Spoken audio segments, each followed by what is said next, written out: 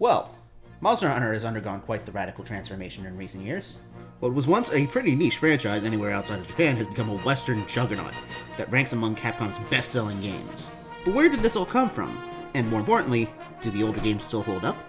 Well, those questions are what I'm going to try to answer as I review every single Monster Hunter game that was released in the West, from the original on the PS2 to the multi-platform success of today. Starting, of course, with the original, simply titled Monster Hunter.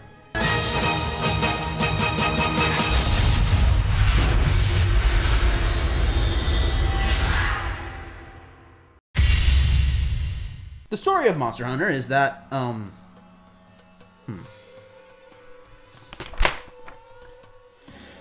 yes, there is no story. You're a schlub who decides one day that you're going to be a monster hunter, so you set out to do so. That's all there is to go by, but you're not going to be left longing for more. It's not like you're stuck in minute-long cutscenes in service of a non-existent plot. It's just that the game, in this respect anyway, wants you to get to the meat of the experience. Visually, the game looks okay for the PS2, with varied environments and detailed weapon, armor, and monster designs that keep you going. It's no Final Fantasy X or Okami in terms of visuals, but it gets the job done rather well. However, there are points where the visual design of the levels can serve to the game's detriment rather than its benefit. In some areas of forest and hills, and the jungle, the excess foliage can get in the way, making it hard to see what's going on in a fight, and making it difficult to navigate outside of one. Orally, the game fares even better. Sound effects have a lot of weight and impact to them, and the various tracks are pretty enjoyable, especially the main theme, Proof of a Hero.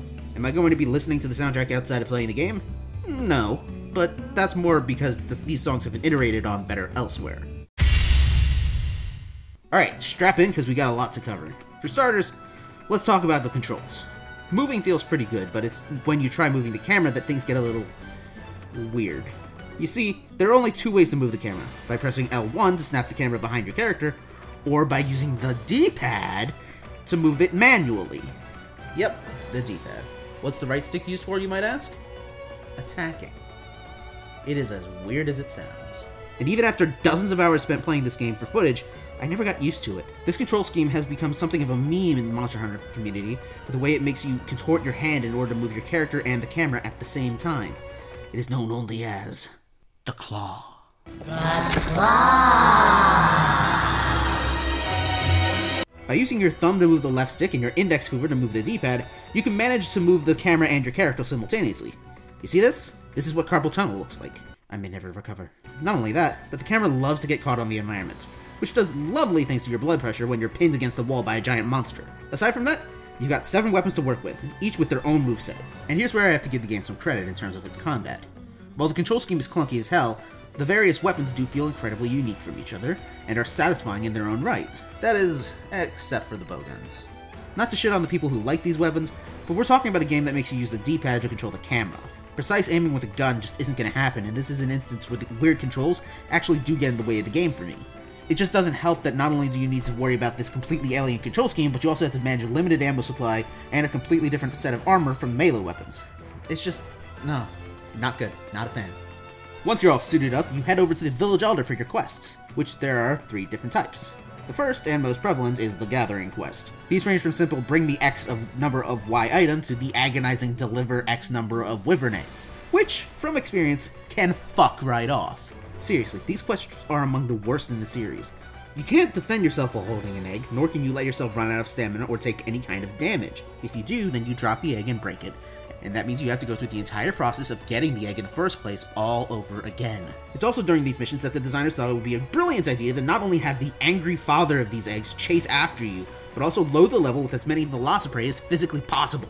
Speaking of which, I'm going to be seeing these badges in my dreams for the next month or so. You see, there's no way to freely visit the different maps and gather materials, so one of the easiest ways for me to farm up early game supplies was to pick the mission Slay the Velociprey and do any necessary gathering before slaying the requisite small monsters. I can still hear their cries. It just won't stop. Then you have your hunting and capture quests. Capture quests aren't too interesting on their own. They're just hunting quests where you need to trap the monster and sedate them with strength bombs.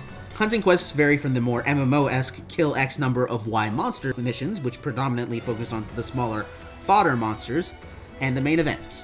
Now, this is where I'm particularly torn about this game. When it's just you and the monster, these quests are quite entertaining.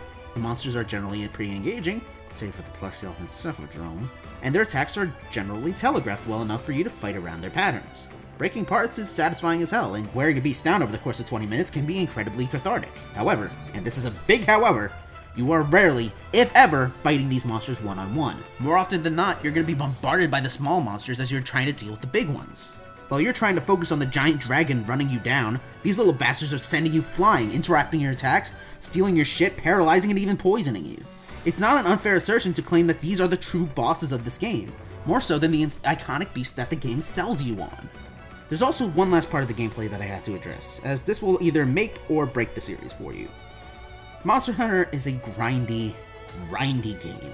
A lot of the appeal of the series is in the gameplay loop of fighting these monsters, crafting better gear, and using said gear to take on even tougher monsters to create even better gear. If you're the kind of person that likes looter shooter games like Borderlands, Destiny, or Warframe, and you like the selling point of fighting giant monsters, then Monster Hunter is worth a try. But is the original PS2 game worth playing nowadays? Well, let's look at that in the verdict. So, is the original Monster Hunter a good game? Yeah. For the time, there really wasn't any experience like it, and the fact that you could play online with your friends made the deal even sweeter. However, is it worth playing now that we've had so many games that have iterated and refined the formula ever since? Well, to that I'd have to say no.